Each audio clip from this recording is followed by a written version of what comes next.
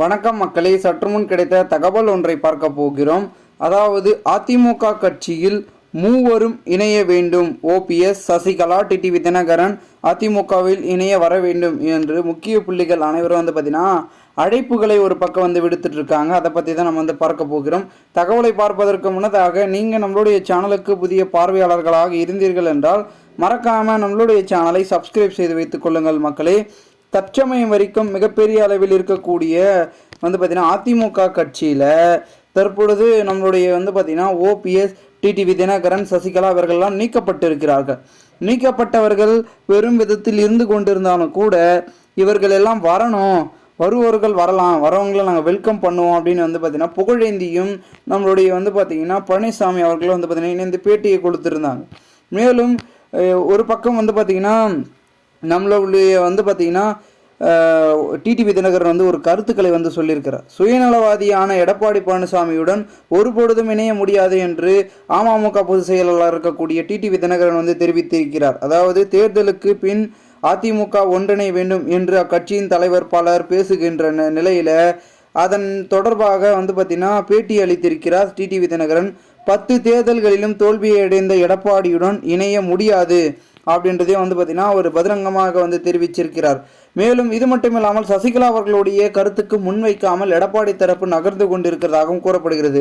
அனைவரும் வாருங்கள் ஒன்று திரளலாம் என்று அழைப்பை விடுத்திருந்த சசிகலா அவர்கள் தற்பொழுது அவருக்கு எந்த ஒரு பார்த்தீங்கன்னா ஒரு நோக்கமும் அவருக்கான பார்த்தீங்கன்னா ஒரு பதிலையும் கூறாமல் நம்மளுடைய எடப்பாடி தரப்பு இருந்து கொண்டிருக்கிறார்களாம்.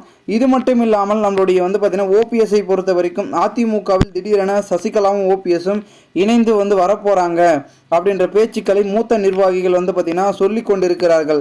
காரணம் என்னவென்றால் இடைத்தேர்தல் வருக போகிறது. விக்கிரவாண்டி இடைத்தேர்தல் வருகின்ற சூழலில் தற்பொழுது அங்கே அதிமுக தனிச்சு தான் பார்த்தீங்கன்னா போட்டியிடணும். அங்கே பார்த்தீங்கன்னா 4 முனை போட்டி வரப்போகிறது. திமுக, பாமக பார்த்தீங்கன்னா அதிமுக, நாம் தமிழர் கட்சி என்ற 4 முனை போட்டி. அங்கே மெஜாரிட்டி யாருன்னு பார்த்தீங்கன்னா பார்த்தீங்கன்னா நம்மளுடைய பாமக கட்சி. ஸோ அவர்களுக்கும் திமுக போட்டிக்கு இடையில நம்ம பூந்து விளாசணும் அப்படின்றதுக்காக சசிகலா, ஓபிஎஸ்எம் இணைந்து அதிமுகவிற்குள் பல முயற்சிகளை எடுக்கப் போகிறார்கள் என்று பார்க்கப்படுகிறது.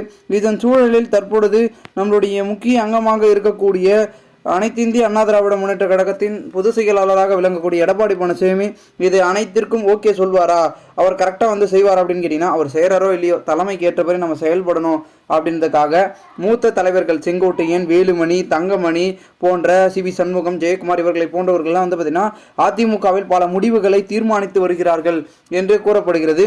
அதன் முயற்சியாக தற்பொழுது மிகப்பெரிய அளவில் பேசும் பொருளாக இருக்கக்கூடிய இடைத்தேர்தலில் வெற்றி அடைய வேண்டும். ஏனென்றால் தொடர்ந்து தோல்வியை சந்தித்து வரும் இந்த ஒரு சூழலில் மிகப்பெரிய வெற்றி மட்டுமே அதிமுகவை அடுத்தப்பட்ட ஒரு பாதைக்கு கொண்டு செல்லும்.